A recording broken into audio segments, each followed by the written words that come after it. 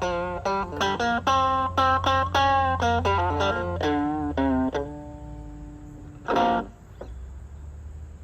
it going, y'all? This is Cousin Beezlebubba here. I thought I'd share with you how I made this awesome guitar out of a gasoline can.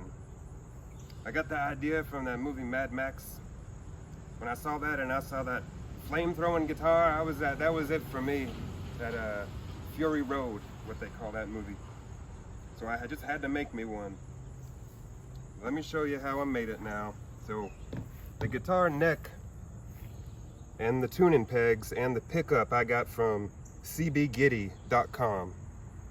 They got a lot of really great stuff and they're really nice people. But yeah, let me show you how this works now. So this bolt just kind of holds it in place.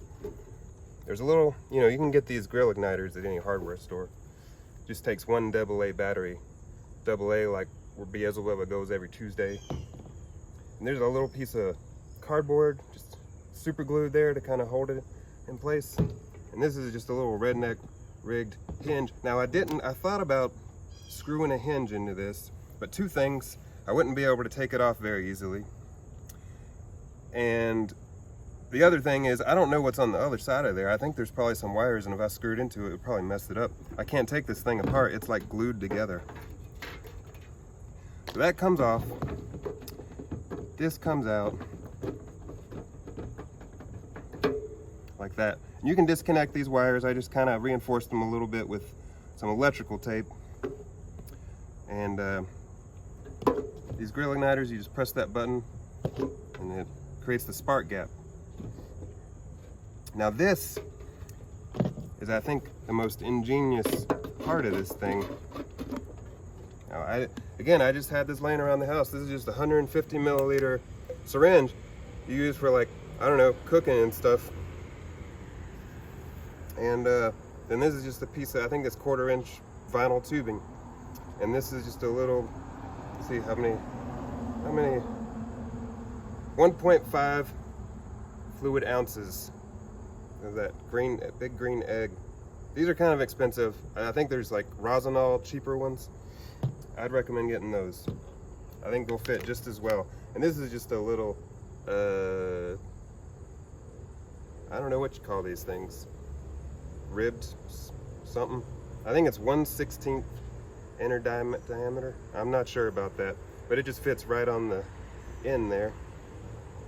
You could probably go get this at the hardware store and do what I did and just walk around until you find something that fits on there perfectly. So that just slides right in there, and when you press it, releases the gas. And this is the plunger part.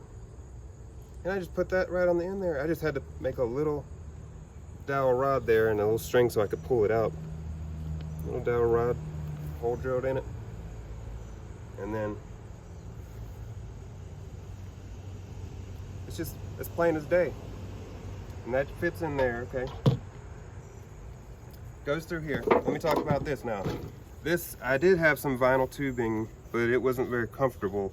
So I used this rubber silicone tubing, I think it is. And that goes under here. I had to extend the wires because it wasn't long enough, so I just used some lamp cord I had laying around the house. And the tubing goes down here. Oh yeah, don't forget the duct tape. That adds a real nice touch to it. And then this connects. I had this, don't ask me why I have this, but you can find these at the head shops in your neighborhood. If you don't have a head shop, you could probably find something, but you want something that's not metal, something that's glass, and preferably something that can withstand high heat, because this does get hot up here. So that connects, and right there, it comes out there, and then the spark gap, and it lights it. So that's how it works. You just have to press this one button here, and there you go. This is the first one that I made, so, it's a little rough around the edges, pretty redneck rigged. I got a penny holding on the neck there. The strings just come out of the back, goes over this bolt I used as a bridge. And let's see, yeah, that's pretty much it. I scorched it with a torch, give it that burnt look, and then I coated the neck with boiled linseed oil. I had to modify the neck a little bit. It came with the frets already on it, which was nice. But I had to add a piece to the back and I had to dig it out here, because you don't want to get the most sound of it. You really don't.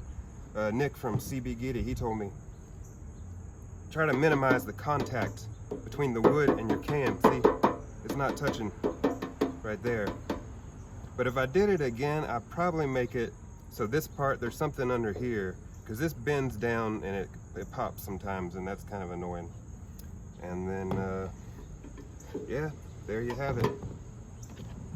Easy peasy, Japanesey. Thanks for watching. This is Beezlebubba. Y'all have a good one now.